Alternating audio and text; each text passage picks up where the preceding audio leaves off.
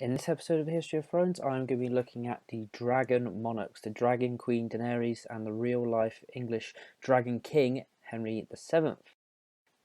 And my argument that these two are similar is going to be based on three main points: the dragon banners, the growing up in exile, and the fact they both sailed home to claim a kingdom. So the dragon banners. When Daenerys' ancestor conquered Westeros, he needed a way to assimilate himself with his new Westerosi subjects. He adopted the Westerosi custom of bearing a coat of arms, and this is often shown through animals on shields, and for House Targaryen the choice was obvious: the three-headed dragon, representing Aegon and his two sister wives, Visenya and Rhaenys. Henry also used the dragon banner to gain support.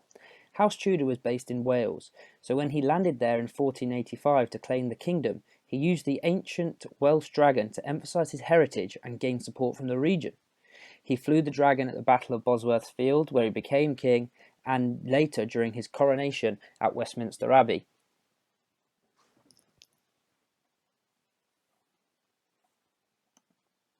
So, growing up in exile. When we first meet Daenerys, she's in Pentos at the manse of Illyrio Mopathis, a friend of Varys, as he plots to restore the Targaryens to the throne.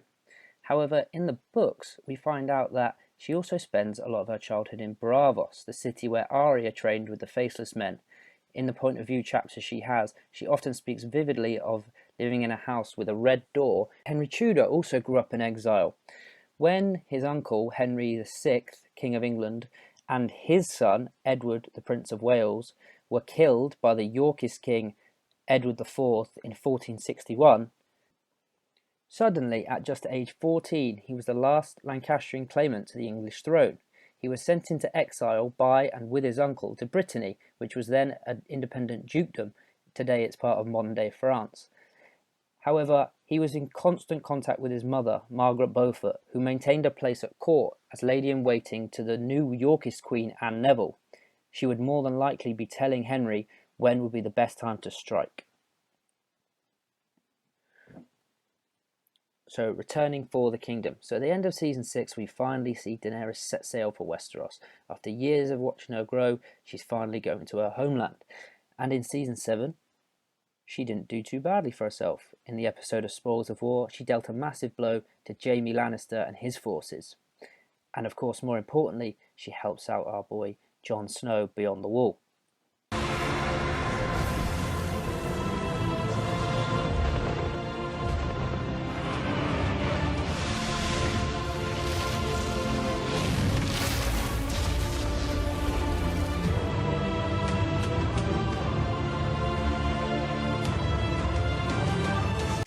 And Henry too returned for a kingdom similar like Daenerys.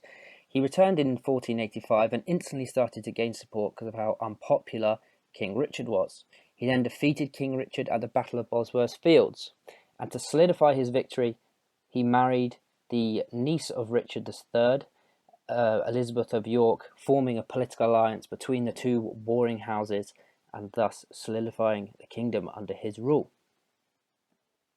So that's it for this time. I hope you enjoyed the video, and I hope you saw the similarities between the two dragon monarchs, and I hope you liked my arguments to link them together. I will be back with some more videos soon. Thank you.